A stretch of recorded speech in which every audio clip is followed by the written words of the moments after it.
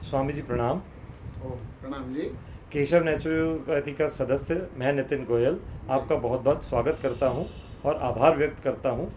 आप दिल्ली पधारे। ओ, स्वामी जी, हम जो शिविर लगाने जा रहे हैं जी। उसके अंदर बहुत लोगों की, बहुत साधकों की प्रतिक्रियाएं आ रही हैं। कईयों को शंकाएं हैं, जो हमारी स्पेशली जो माताएं और बहनें हैं जी। उनको कुछ जो हमारे यज्ञ प्रावधान होना है उसके अंदर सफ़ेद वस्त्रों को लेके उनकी कुछ शंकाएं हैं। तो जी। मैं कृपया आप से चाहता हूं कि आप उसके ऊपर थोड़ा प्रकाश डालें ताकि उनकी शंकाओं का समाधान हो सके। अच्छा, अच्छा, ठीक है। ऐसा है, अभी दिल्ली में बालाजी निरोग धाम में ये कार्यक्रम होने वाला है, जिसका नाम है प्राकृतिक चिकित्सा एवं योग शिविर। बड़ा ही अद्भुत कार्यक्रम है। तो प्रातः से लेकर के शाम तक बहुत ही अच्छी दिनचर्या होती है, जिसमें काफ़ी सारे हम शरीर का शुद्धिकरण करते हैं, बड़ा उचित खान पान होता है। इसके बाद संध्या काल में विशेष रूप से यज्ञ चिकित्सा करते हैं हम लोग, हवन के द्वारा ट्रीटमेंट। शंका आपने कहा कि श्वेत वस्त्रों को लेकर के आ रही है जी। विशेषकर, है ना? जी जी। जो सफ़ेद कपड़े महिलाओं को पहनाएं या ना पहनाएं, क्योंकि कई लोग अशुभ मानते हैं। जी यही शंका होगी मेरे विचार से। तो जी जी बिल्कुल जी।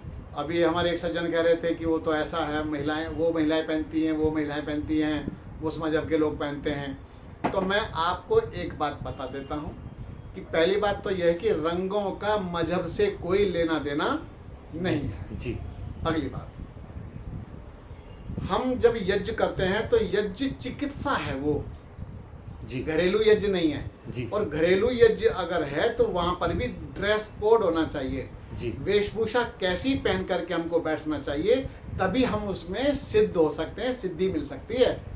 इसी प्रकार से जब हम काला कपड़ा पहन करके अग्नि के सामने बैठ जाएं जी तो देखा, अघोरी, गुस्से वाले, भयंकर जैसे बन जाते हैं। जी जी जी कई लोग लाल वस्त्र पहनना पसंद करते हैं। अब सन्यासी हैं तो लाल वस्त्र पहनते हैं, भगवा पहनते हैं। तो सन्यासी की स्थिति अलग होती है, जी क्योंकि सन्यासी को यज्ञ करने का अधिकार भी नहीं है। नहीं कर सकता है, करना चाहे तो करवा भी सकता है, जी लेकिन ना करे तो कोई पाप नहीं लगेगा। जी लाल वस्त्र, पीत वस्त्र, पीत वस्त्र भी अच्छा माना जाता है, जी। लेकिन इससे ऊपर व्हाइट ड्रेस है, श्वेत वस्त्र है। जी जी श्वेत वस्त्र को सदैव शांति का प्रतीक माना जाता है, माना जाता रहा है। जी जी जी अगर महिलाओं के लिए निषिद्ध है तो मैं कहता हूँ पुरुषों के लिए उससे ज्यादा होना चाहिए।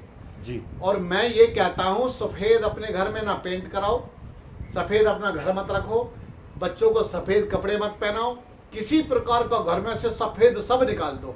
जी तो ये कोई लेना देना, कुछ गलत बातें हैं ये। इससे ये कोई, मुझे लगता है कोई अच्छी चीज नहीं है। जी जब हम यज्ञ के पास बैठते हैं, यज्ञ के पास बैठने से यज्ञ की अग्नि का प्रभाव हमारे ऊपर नकारात्मक ना आए, इस कारण से सफेद वस्त्र पहन करके बैठना होता है, श्वेत वस्त्र। अब वो कहेंगे जी हम तो लाल भी पहने, हम तो फिर तो रंग बिरंगा यज्ञ हो गया। जी यज्ञ का एक भाग और है संगतिकरण। जी जब हम एक ही वेशभूषा में बैठे होते हैं जी। तो एक वेशभूषा का दूर से ही सबके मन पर बड़ा ही अच्छा प्रभाव पड़ता है, जी बहुत अच्छा प्रभाव पड़ता है।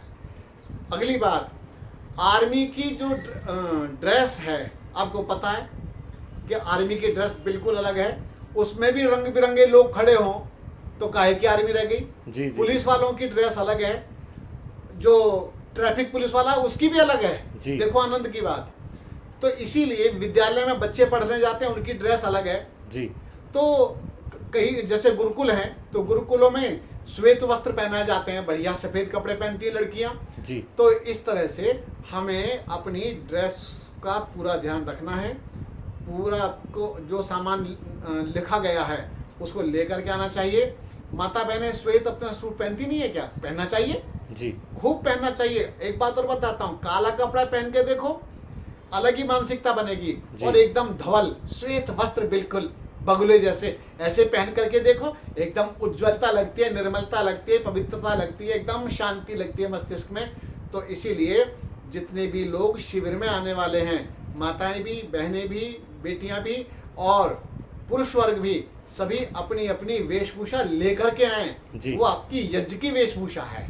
जी। अब आपके कहने से मैं आपको अनुमति दे दूं कि आप लाल पहन के आ जाना, आप पीला पहन करके आ जाना, फिर तो आपने हमारी जो प्रक्रिया है, जो हमारे नियम हैं, वो सब ध्वस्त कर दिए। तो कृपा करें, आप पूरी तरह से नियमों का पालन करेंगे तो आप देखना कि आपको कितना आनंद आने वाला है। और ये वो आनंद होगा कि आपको कहीं भी शायद दूर दूर तक ढूंढने से भी नहीं मिलेगा। ठीक है जी। बहुत बहुत धन्यवाद। बहुत बहुत धन्यवाद।